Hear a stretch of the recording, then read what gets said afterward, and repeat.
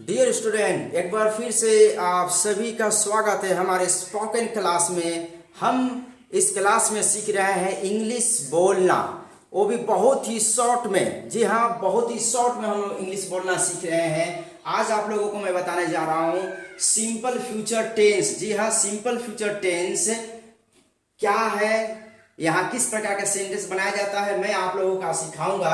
आप देख सकते हैं इसकी जो पहचान है वो गा गे घी है।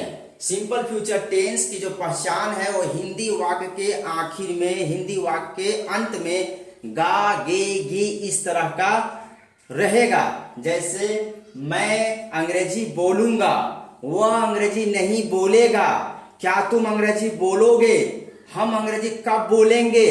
तो ये जितने भी सेंटेंस है, जितने भी वाक्य है, सबके आखिर में क्या है, गा घे घी है। तो इस तरह से जब भी आपको बोलना पड़े इस तरह से गा घे घी वाला वाक्य, तो बस आपको जो मैं बता रहा हूं नियम, उसी के हिसाब से आपको बोलना है, आप बिल्कुल बोल लेंगे। तो चलिए शुरू करते हैं। इस तरह के गा घे घी को बनाने के लिए सबसे पहले हमारा रूल देखिए, हमारा जो नियम है वो देखिए। यहाँ सबसे पहले आपका सब्जेक्ट, इसके बाद में विल, फिर वर्ब वन और फिर ऑब्जेक्ट। यानी कि मैं अंग्रेजी बोलूंगा, इसको बनाने के लिए सबसे पहले आपको लिखना होगा सब्जेक्ट लिखना होगा, ठीक है। उसके बाद में क्या लिखिएगा, विल लिखिएगा। विल ये आपका हेल्पिंग वर्ब है, विल। इसके बाद में वर्ब का पहला रूप है वर्ब वन। उसके बाद जो बच जाता है सेंटेंस में वो ऑब्जेक्ट आप लिखिएगा, ठीक है। तो चलिए बनाते हैं। मैं अंग्रेजी बोलूंगा, इसको हमको इंग्लिश में बनाना है, इसको ट्रांसलेट करना है कि मैं अंग्रेजी बोलूंगा तो कैसे, ठीक है। तो इसके लिए क्या करना है, सबसे पहले हम सब्जेक्ट लिखेंगे। तो सब्जेक्ट कौन है, मैं का इंग्लिश क्या होता है, आई लिख लिए। इसके बाद क्या है, हेल्पिंग वर्ब विल, तो विल हम यहां लिख लिए। इसके बाद क्या है, वर्ब का पहला रूप, यहाँ वर्ब क्या है, काम क्या है, बोलना। तो बोलना इंग्लिश क्या होता है, स्पीक। अब बस क्या गया, अंग्रेजी, यानी कि यहां लिखे आपका ऑब्जेक्ट लास्ट में। तो इस तरह से मैं अंग्रेजी बोलूंगा, आई विल स्पीक इंग्लिश, बन गया। आगे चलते हैं। ये आपका हुआ नेगेटिव सेंटेंस। जी हाँ, नेगेटिव की पहचान है, हिंदी वाक्य में क्या रहेगा, नहीं रहेगा, ओके। और इंग्लिश में हमको नोट लगाना है। इसको कैसे बनाएंगे, तो यहां चलते हैं। यहां सबसे पहले सब्जेक्ट, यहां सब्जेक्ट हुआ क्या, इंग्लिश ही लिखे। फिर आगे चलते हैं विल, यहाँ पर विल लिखे।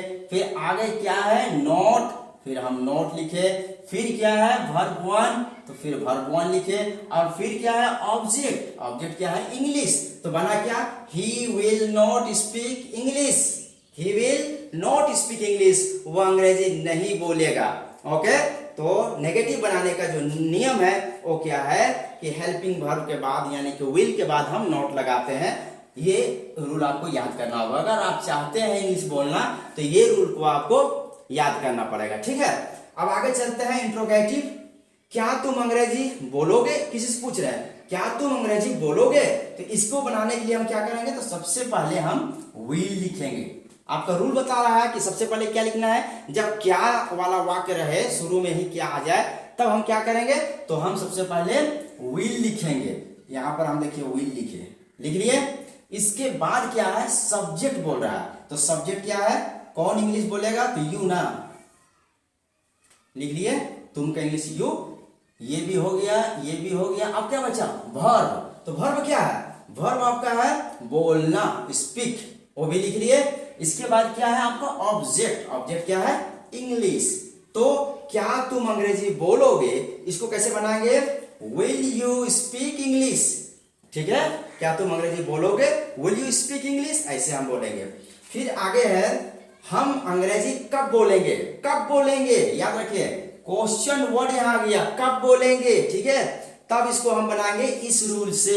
यहां बोलता है क्वेश्चन वर्ड पहले लिखिए। कौन सा क्वेश्चन वर्ड है, कौन सा वर्ड सवाल पूछने का काम कर रहा है, तो कब, ठीक है। तो यहां बोला कब को पहले लिखिए, तो यहां हम लिखे व्हेन, ओके। आगे चलते हैं, विल बोलता है, विल फिर लिखे यहाँ पर हेल्पिंग वर्ब। इसके बाद क्या बोलता है, विल के बाद सब्जेक्ट लगाइए, फिर सब्जेक्ट वी लिखे।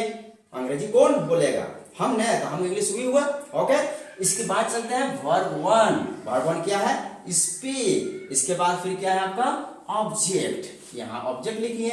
यानी कि बना हम अंग्रेजी कब बोलेंगे, when will we speak English. Okay, तो इस तरह से गा गे गी को बनाते हैं और इस तरह से हम बोलते हैं। बहुत ही आसान है, आपको बिल्कुल शॉर्ट में हम सिखा रहे हैं। हालांकि सबके डिटेल में जाएंगे तो बहुत कुछ है, हम बाद में डिटेल में जाएंगे, बाद में बताएंगे आपको। अभी मैं चाहता हूं कि आप बस शुरू हो जाए इंग्लिश बोलना, आप शुरू कर दें। ठीक है, तो कोई इसमें मुश्किल नहीं है, आप इसको ध्यान से थोड़ा सुने और क्या बोलते हैं बनाने का प्रयास करें और बोलने का भी कोशिश करेंगे। ठीक है, तो आज के लिए बस इतना ही। मिलते हैं अगले क्लास में कुछ नए टॉपिक के साथ में, तब तक के लिए विदा चाहते हैं हम।